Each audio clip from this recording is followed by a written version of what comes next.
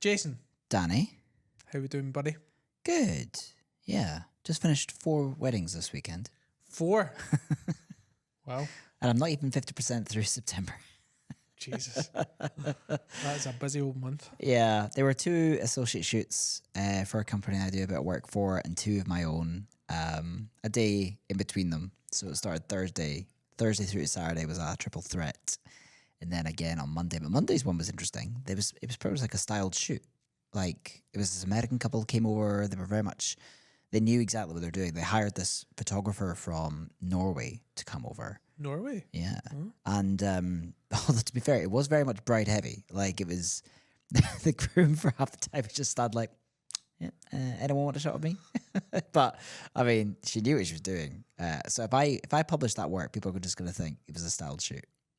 Oh. But it was very much not. Oh, okay. Very much not. So, but no, feel good after that. And then off to London this weekend. Fancy. Yeah, doing the Caledonian Sleeper. Oh, you actually get a sleep? Well, yeah.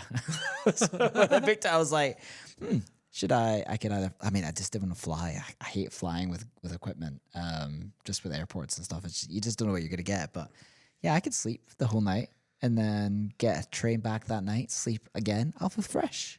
Fresh as. Speaking of traveling with equipment, I had a dream. Oh. When did I? Probably about 2 weeks ago. Uh-huh.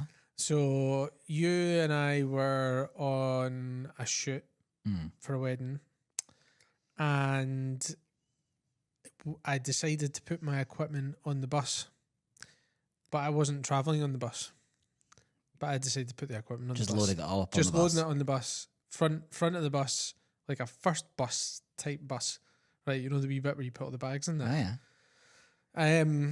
And then fast forward in the next part, we get back to where we were going, and that just so happened to be the house that I grew up in, which is in the arse end of nowhere. Okay. Right? Random as hell. And then the bus pulls up, and you go, I hope all your equipment's still there. And I'm like, whatever. Go to the bus, take the bags out, open the bags, all the equipment is gone.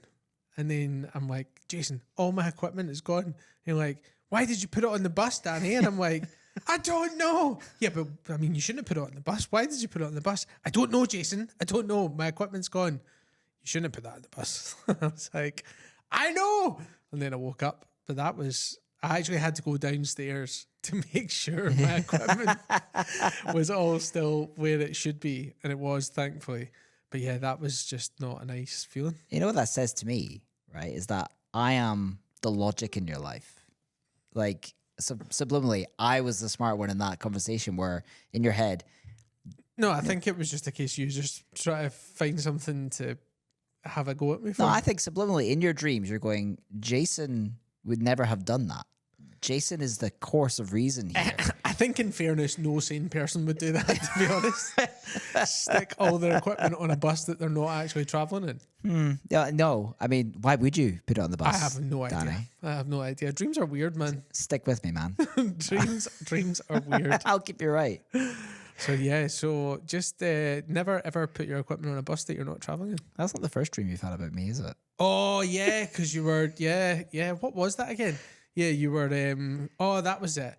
Yeah, because I had a dream, and you were like so down the dumps and that you're like ready to pack it in, and like because you were so stressed, and I was like, mate, what's wrong? And you were just like, I've got so much on, I've got all this stuff like the baby and all this, and like all these deadlines, and I'm like, mate, it's fine. Like, don't worry. Like, we'll get through it. And then I can't really remember how the rest of it went, but yeah, you were not in a good place. Well, I had to check in on you. That one's more real life better than because it is with sad news that I am packing it all in. So yeah, that was my dreams for the past wee while. I did have to respond appropriately. Oh, you did? Wait a minute, we need to find that. Here we go.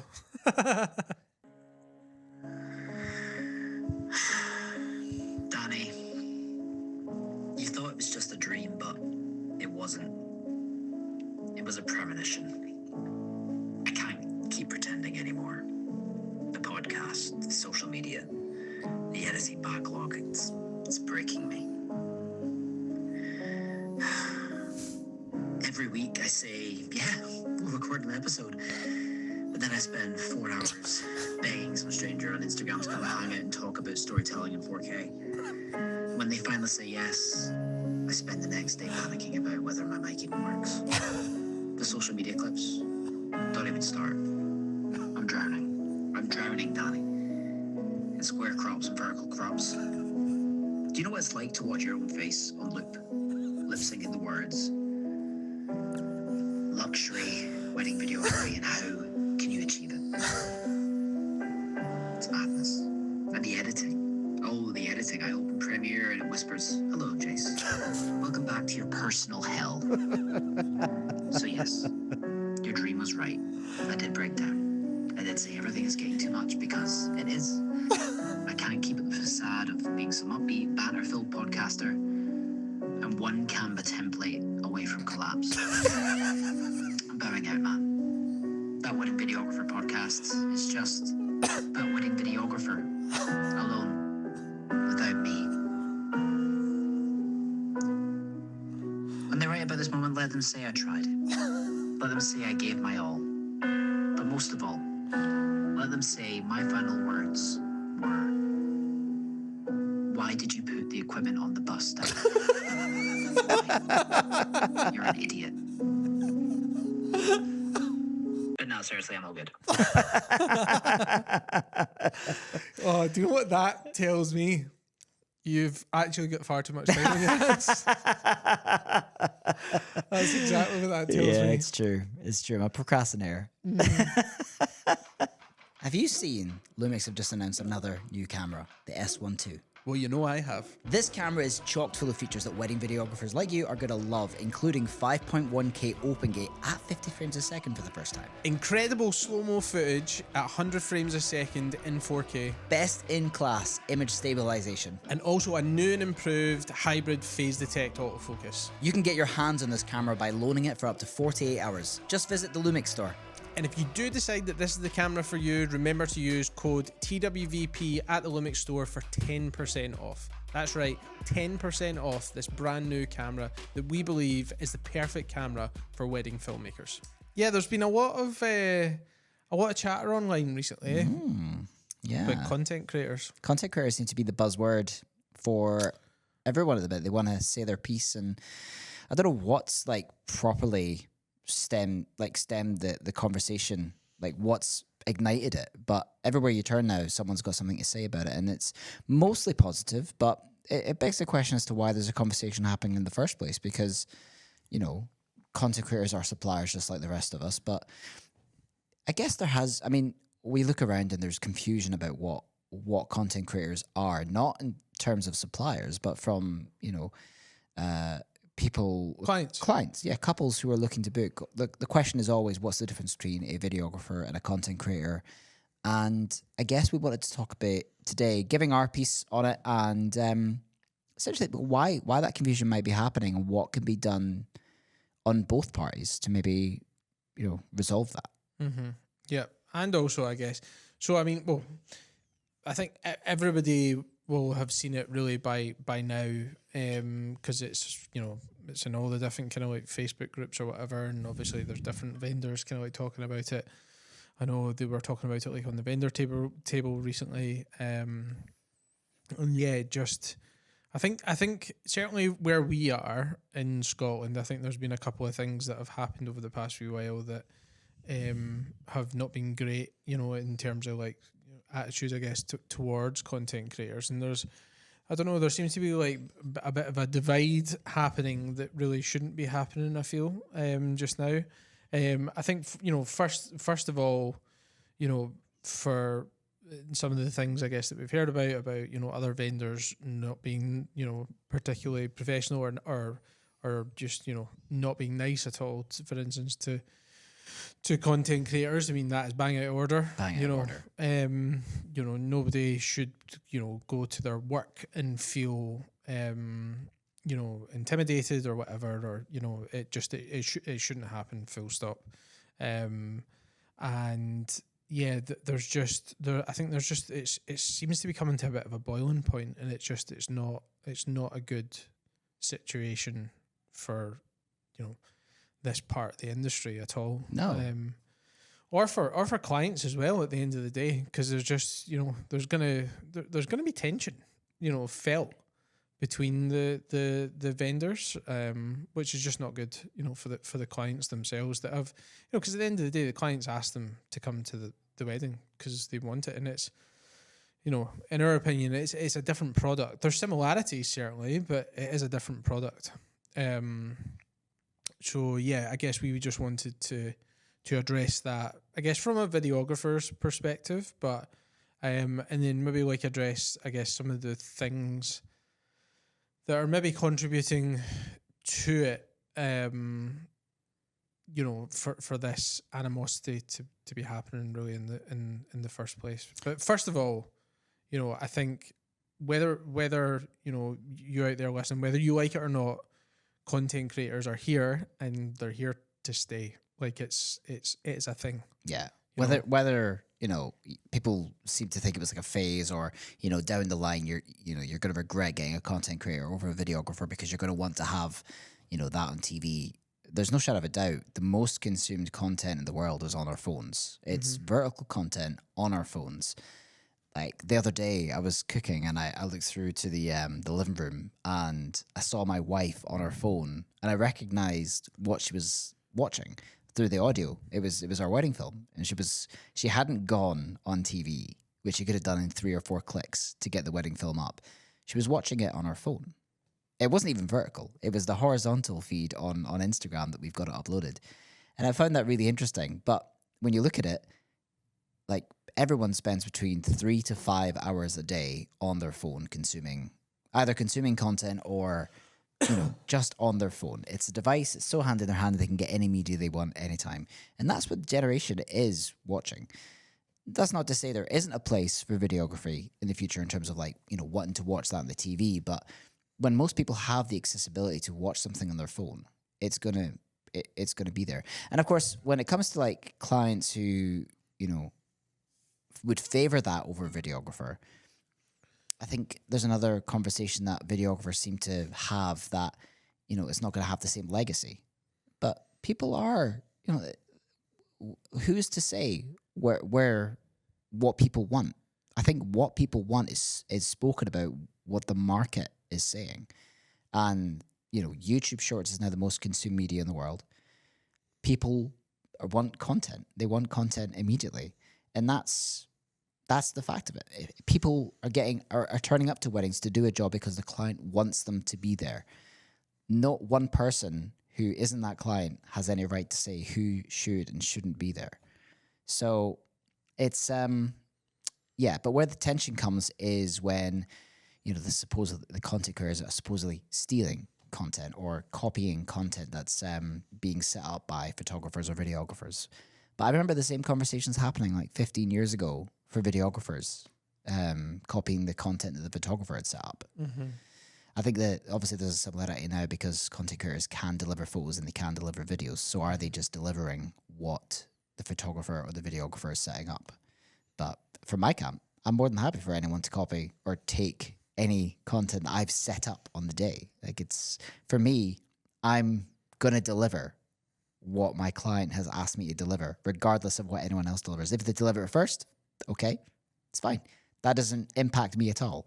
I've been hired, I've been paid, and I've delivered, just like the content creator has. Yeah, because I've heard stories, obviously, because I've only been doing this since 2020. So by that point, videographers were in full force, and it's always felt like it was like a collab, joint effort. But I've never really felt, I've never had some of the stories that you've said or I've seen people say that the photographer said, "Okay, you wait here whilst I go and do the couple shoot or whatever." Because somebody said that to me, I'd be like, bolt. Yeah. So, but yeah, in terms of the shots and stuff like that, and stealing the shots or whatever, I can only just look at it as a bit of a collaborative effort, much in the same way that when it's myself and the photographer and they'll do a bit, I'll do a bit, and we'll kind of take turns almost.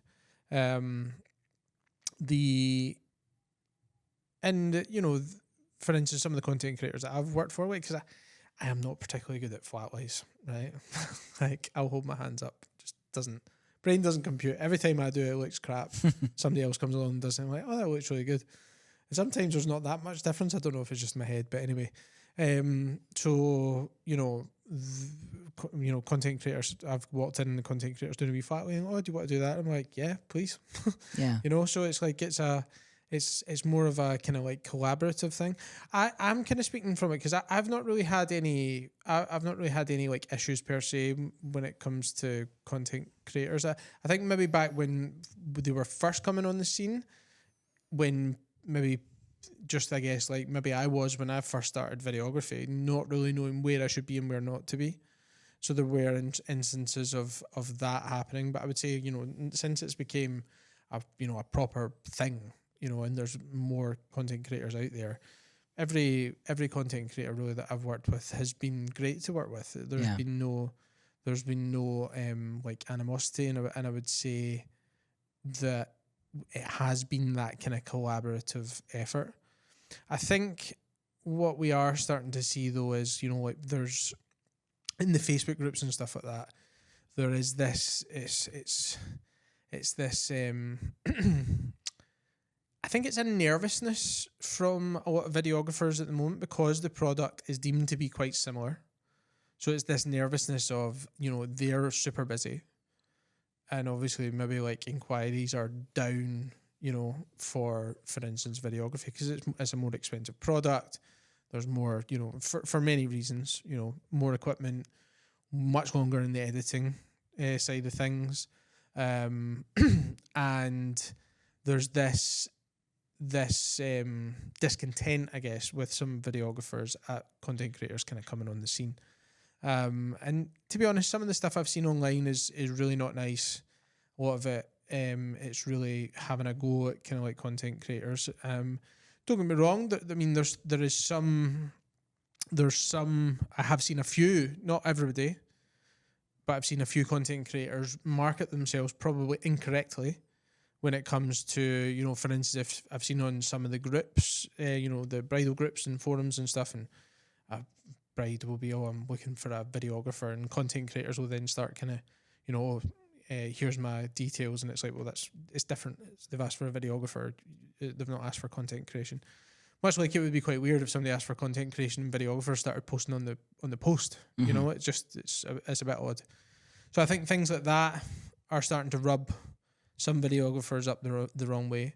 And then I've seen some posts recently where it's people have put, it's content creation, offering full day content creation, and then under it it's like full day videography. Yeah. And it's like, because we already know that clients are really struggling to understand what the difference is. And doing things like that is not great from a content creator's point of view, because it's not being clear with the client in terms of what you're offering, because you've mentioned two different services there when it's content creation that they're offering.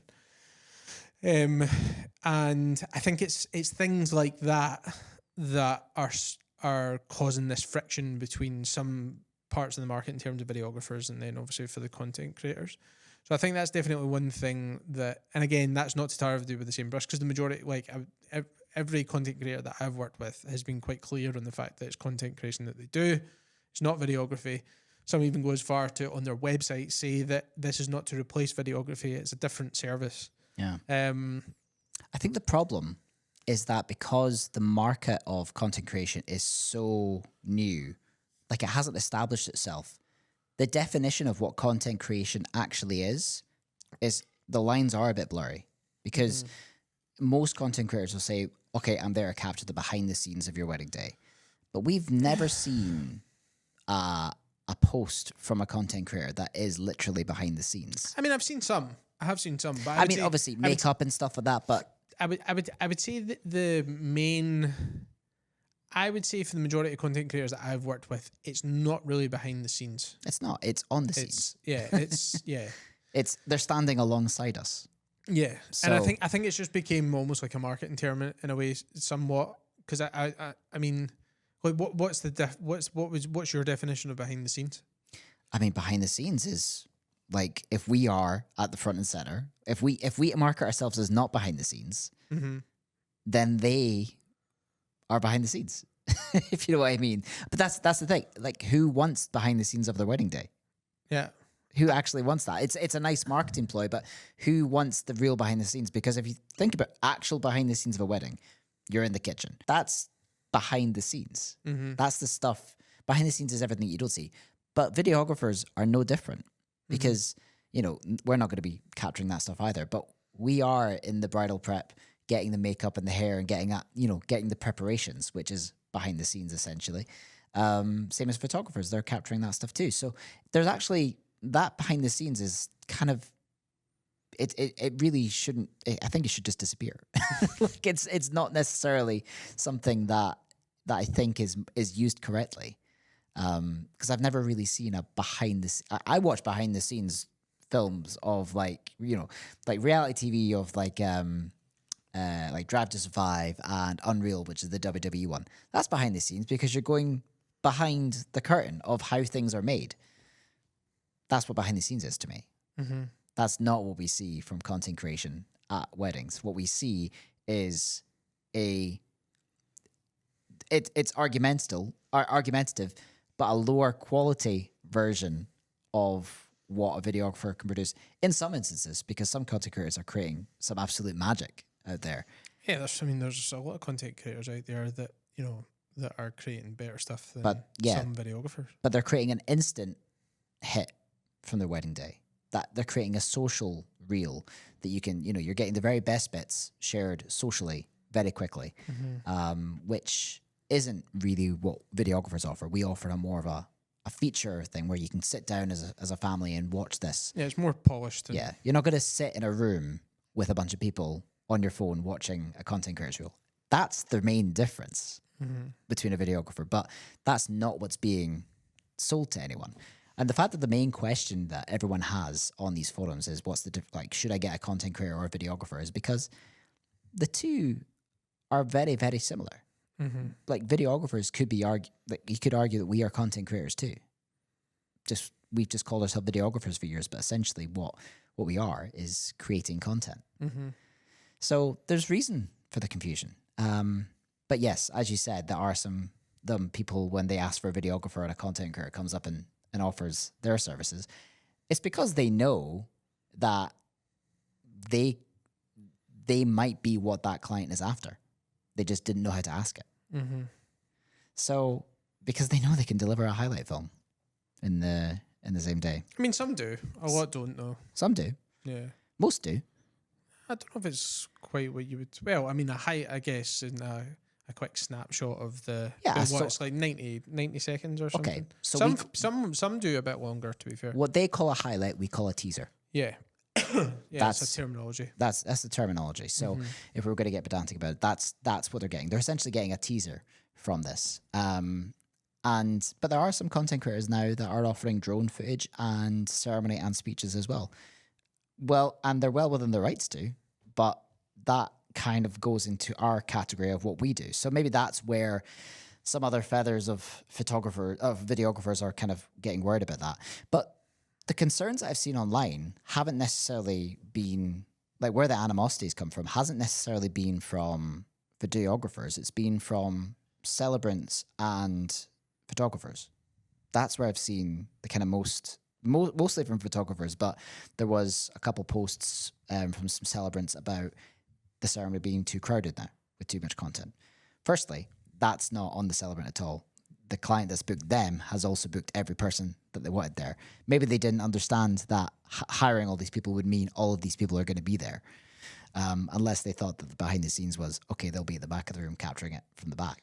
But there is an argument that, yes, okay, there's too much space there, but who has more priority to be there? If they want the shot taken in photo, if they want it shot horizontal by the videographer and they want it vertical so they can watch it tomorrow, the client is paid for that.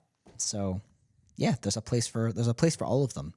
And it's just, but from the photographer's point of view, from what we've seen, is that when content gets shared by a content creator before a photographer, or in fact a videographer has shared it, that's where some people are finding issues, because the photographer or videographer has set up that shot in most cases. But I never understood why that would bother people. For me, it doesn't, like, if someone posted a video of a scene that I had set up and it gets seen before I had a chance to share it, that's not on me. Like, I will send my stuff when I send my stuff. Yeah, I mean, I think if photographers are worried about that side of thing and it's the speed of delivery, why they're not editing some previews during the dinner break? Mm-hmm. Do you know what I mean? There's like no excuse for that, really. Yeah. Like, unless they don't own a laptop. Yeah. Which, majority do.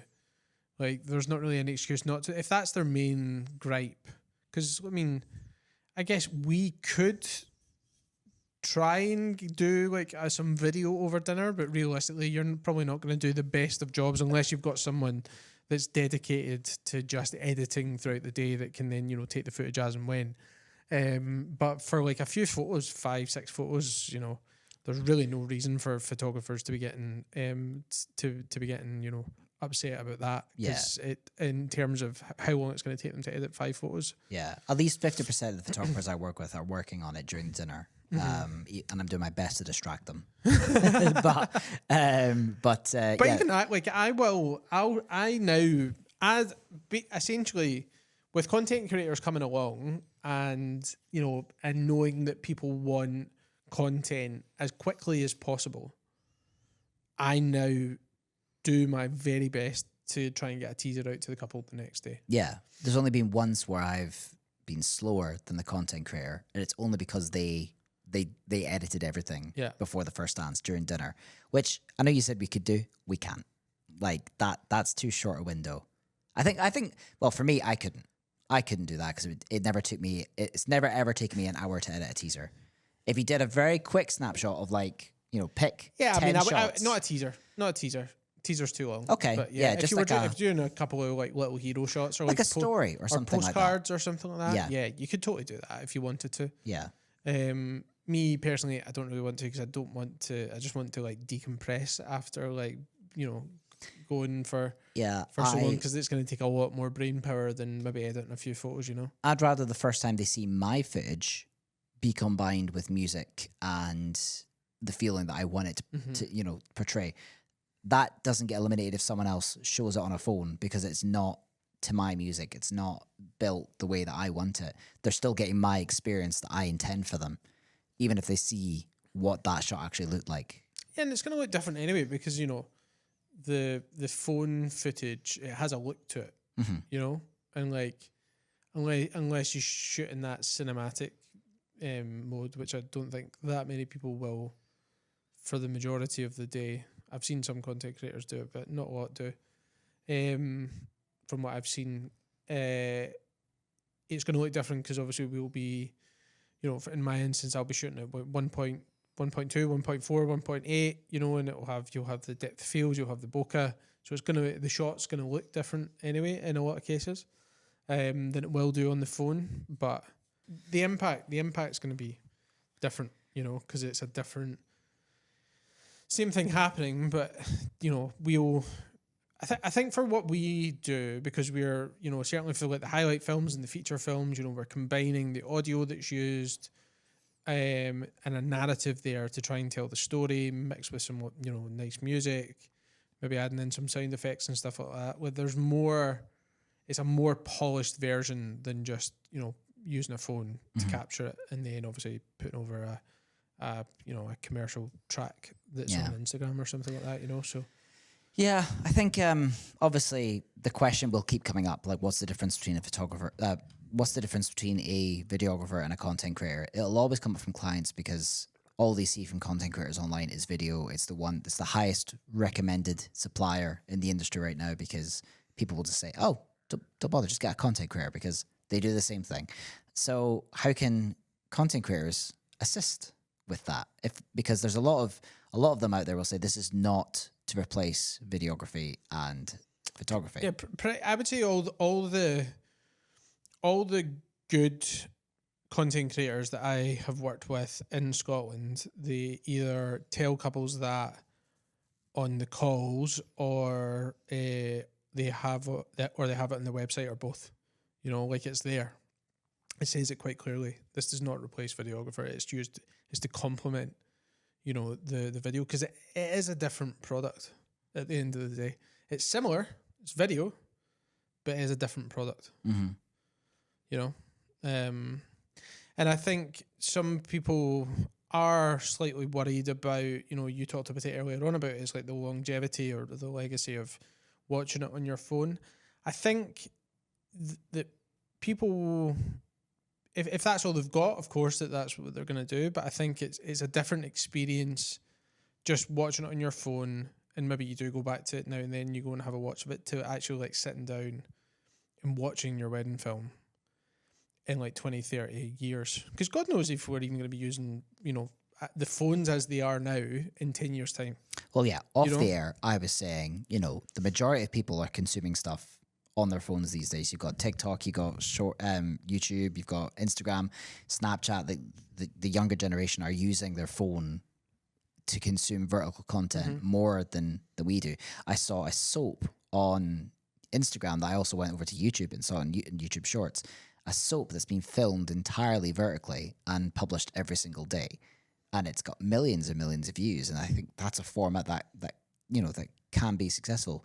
So in my head, I was going, okay, is the future just vertical content? Because what we grew up with was a horizontal format, but that's not to say that the younger generation, they might not keep that alive, because they've been used to a vertical format. It's different for them. But then you brought up the point that phones, and I've heard this rumor myself, is that phones in the next 10 years might not even be a thing. Like glasses are going to get technology that have AR capabilities that allow you to watch stuff. You've already got them. You can see it happening. Yeah. Do you know what I mean? Like, you can see it happening to the point where it's probably going to be some form of AR glasses that you have, or something else. Something else will come along as well. Like, and I think,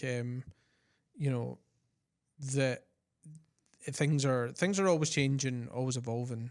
So it's like not to get too caught up in the noise of everything. And then I think it's with all this noise that's happening, and because it's such a hot topic right now, that is just, it's coming to a bit of a boiling point with some videographers. And I think that, because we're the same, I think you're the same. You've heard obviously some horror stories about people, as I said earlier on the pod, just being like, quite aggressive and rude and to content creators. And it's so not on. No, like, it's ridiculous. It's not like, I don't know what the correct term to call that person is. It's probably not something that we should be publishing on the podcast, but it's not your duty to control who's there in the day. If someone was going around and deliberately ruining all of your shots, like running in front and not knowing what you're doing, you can have a conversation. There's still no place to be rude to them.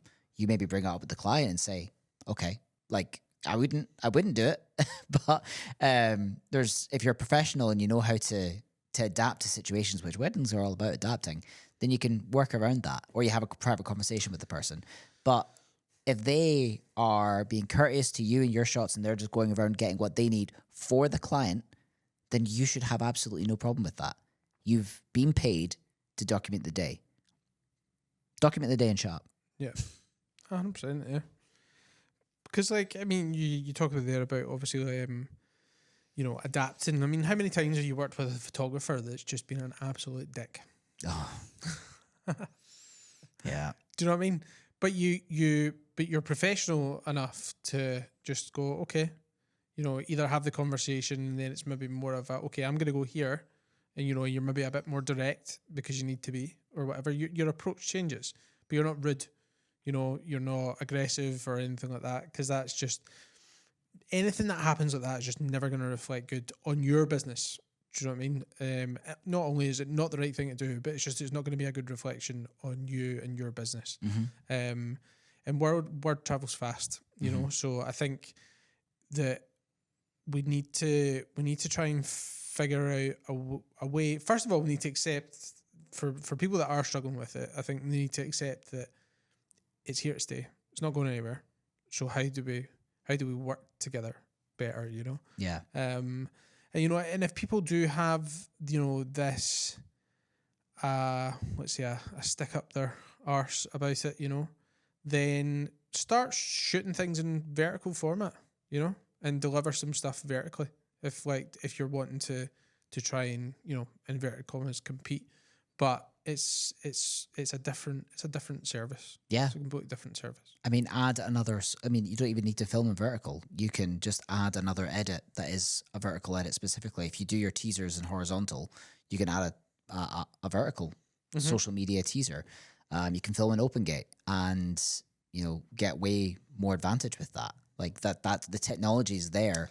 Which I have now been doing on the S1 too. Yeah, yeah. So it's It's great. I mean, you've got the capabilities there now. They're shooting in 50 frames, so that was the limitations before. But now we've got 50 frames at Open Gate, so there isn't really any excuse to not film in that.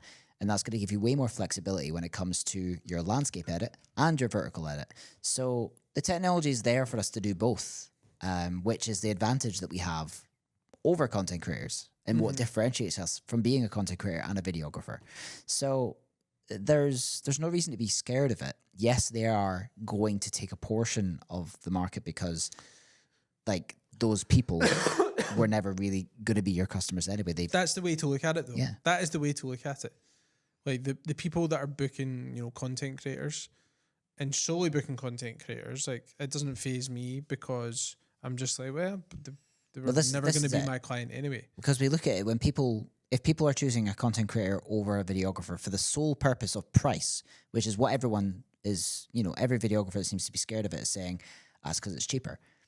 Why would you want to book people based on price? You want to book people who want you for your product. And if you've built a brand up or you've spent time mastering your craft, you want people who appreciate that. You get way more joy out of working for people that believe in you and what you want to do all the time. Yeah. Yeah, totally. Still delivering your wedding films by USB? Ew.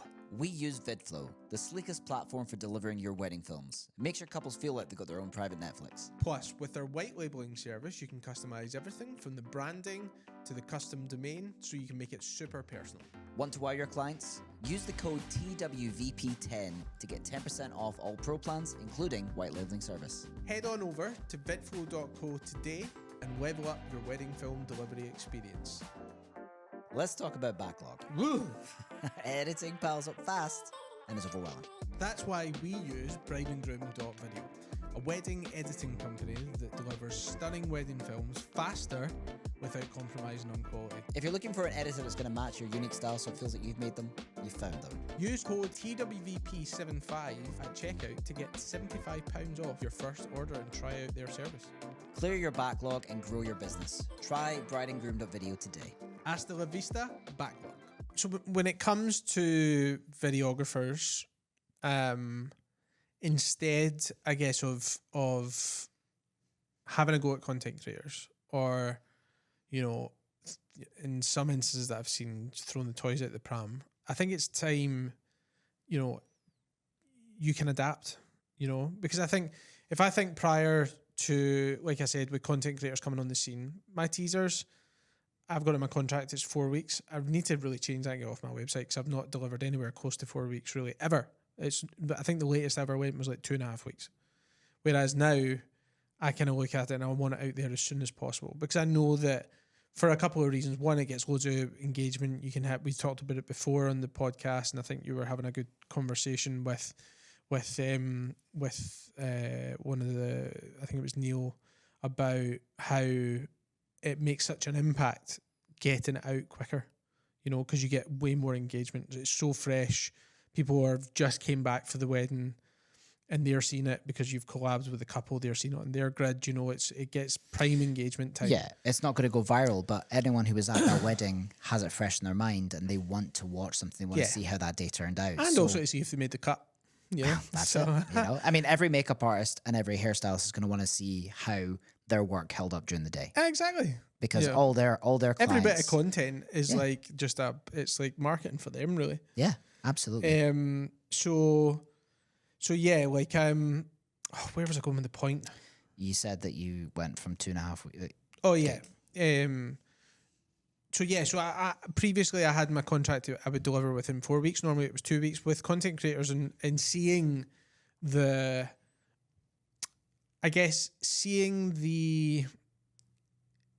engagement from a less polished post of video, but really quickly after the wedding opened my eyes to, okay, I need to get this out as quickly as possible.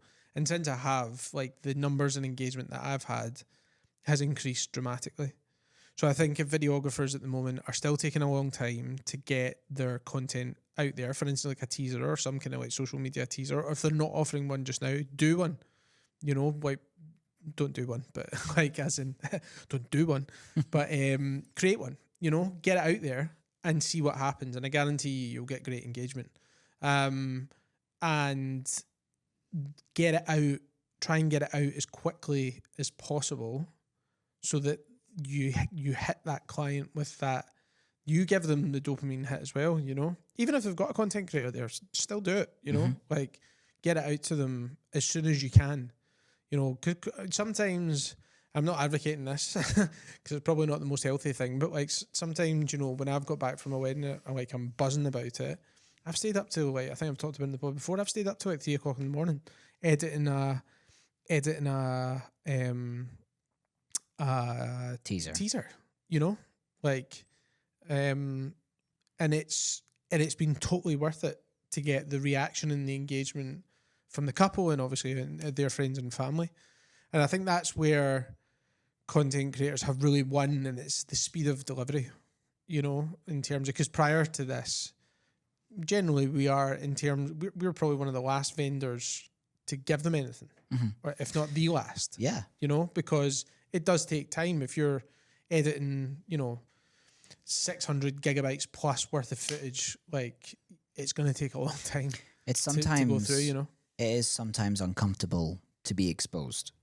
And unfortunately, what has happened with the demand of this service is it's exposed our major flaw, which is Achilles the time. heel. And of course, you know, we might argue there's not really much we can do about that. But, you know, it's very possible to get a teaser out within the next day. It is possible. Not for everyone. Like, maybe it's 2 days, but even content creators, because of their demand, are doing 4 or 5 weddings in a row, and they can't even keep up with the demand of doing a teaser in a day. Like, I've spoken to some, and someone a content creator was on their 4th wedding in a row, and they had 2 weddings still to edit. So I know they weren't getting out within 24 hours. That's going to happen. Just do what you can.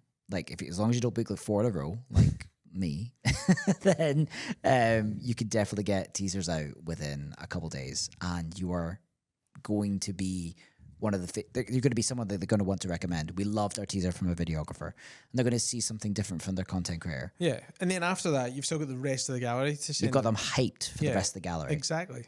Just keep them in the loop. Keep them, you know, keep communicating, and you know they're gonna see that, and they're gonna see the value from that. Yeah, and I guess it's the same for, you know, photographers. If they're not delivering sneak peeks like quickly, or quick enough, then, you know, you can you can send out some previews quicker.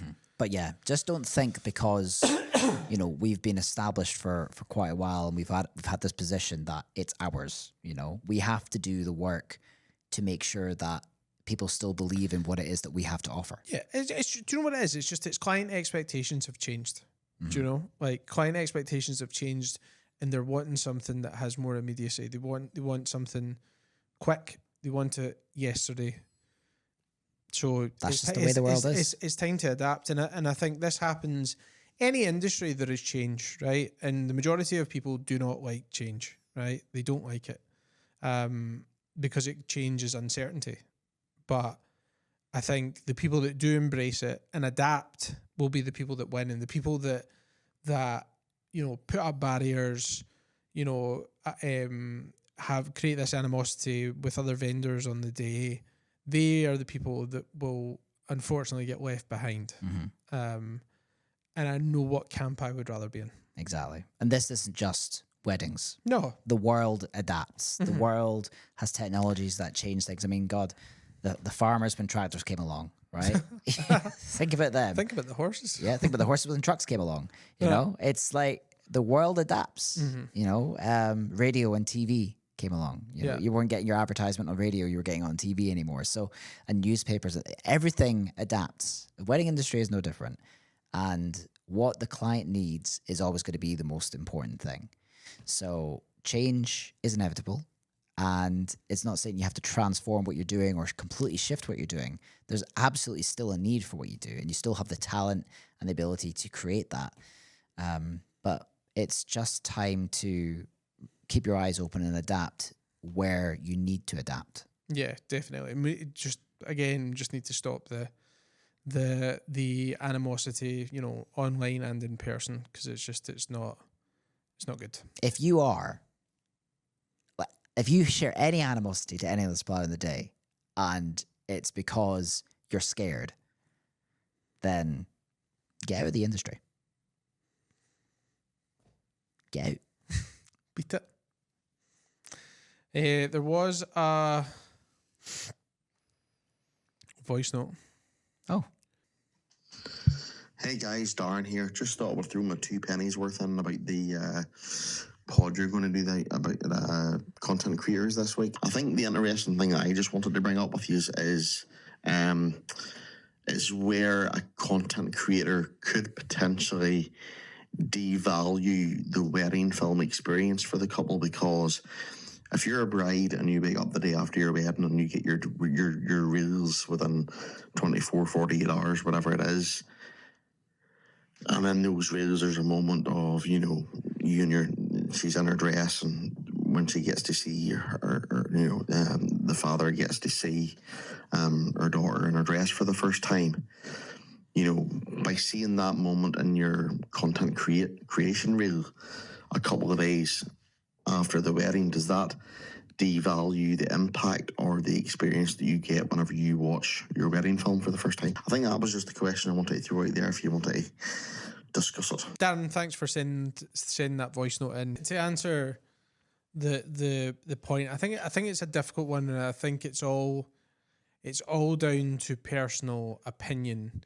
whether or not that it devalues the product that we send to them if they've already seen it, and it's a bit of a hard one to answer, really, because I guess for some people it may, and other people it might not. So I think it's not really something that you're easily able to answer. But I think if that is your concern, then deliver your teaser faster.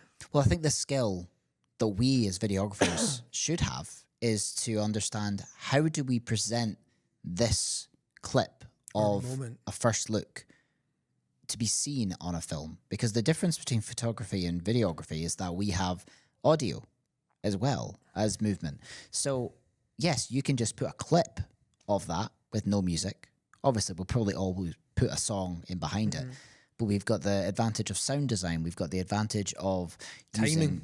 Yeah, there's so much more to play with that. Now, a content creator probably will deliver that moment with a song as well, probably like a song that the couple have chosen to go on their social media feed. But it'll be mashed up with a whole bunch of other clips. There won't necessarily be sound design behind that because they're not there yet. We can deliver that with the app, like what comes before and what comes after. We have more experience with that. So you will package that moment up differently, and it'll become a new experience. Yeah. If you deliver the exact same experience with no build-up, then yes, maybe that would devalue it. But you have the ability as a filmmaker to package that moment up. Yeah, to make it more than just a clip or more than just a moment. It's you have the ability to turn that into a feeling again. Yeah. It's your job to make sure they watch your film more. if that's like if the content creation is just for the day after and this is for life, then it's your job to package these moments up in a way that it is legacy. Because a prime example of that is so it was at a wedding I just done. I'm editing the now. It was earlier on in the year. It was at Kinmount House.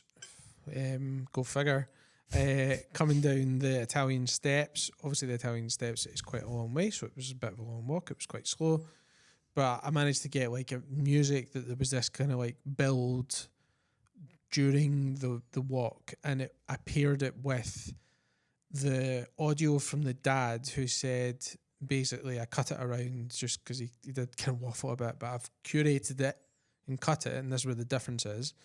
So they cut the different bits of audio to make this nice piece where he essentially is saying, I can't remember what word for word, but it's like, And one thing that we both talked about when it came to walking down the aisle, and then he kind of goes, well, if you call it an aisle, more like the rickety steps, but was that we really wanted, I knew that this walk was never going to be long enough, and he pauses and you hear the emotion for me.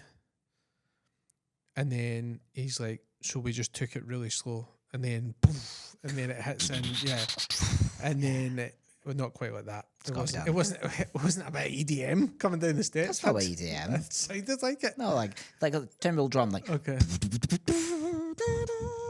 I don't know. Whatever you mushy videographers not do.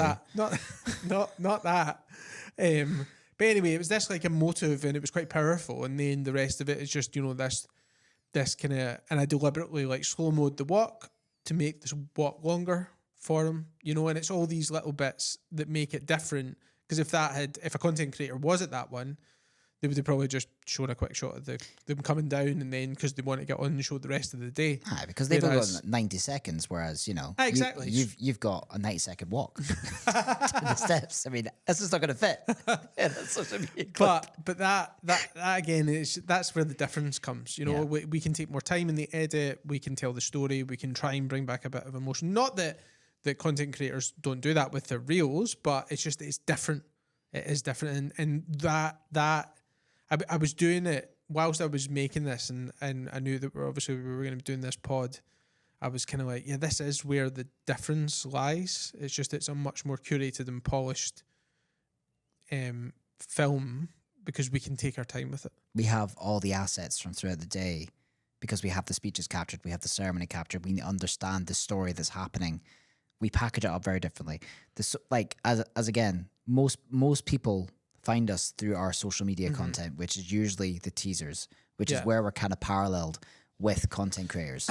But most people don't go beyond that. Yeah. They don't see the highlights. They don't see the full length films that we make. And that doesn't push out to as many people.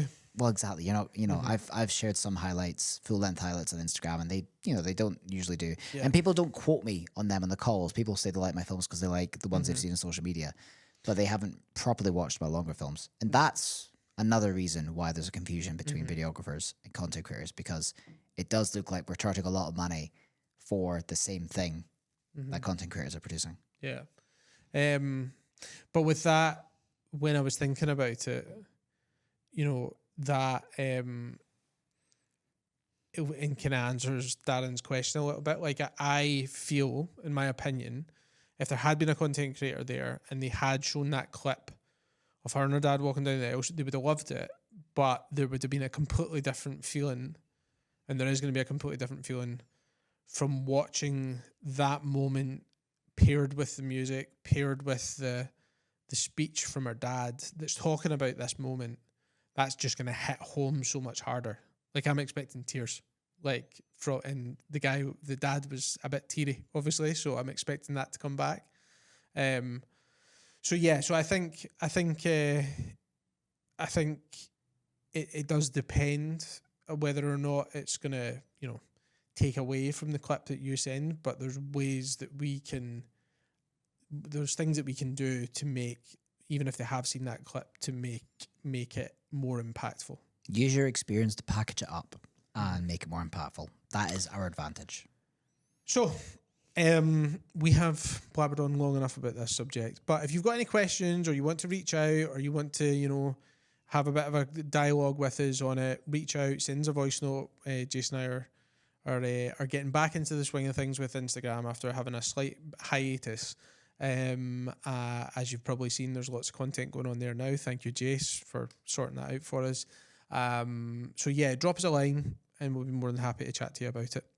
But content creators, we love you and can't wait to work alongside you for many years in the future. That has been That Wedding Videographer Podcast. I've been Jase. I've been Danny. See you next week.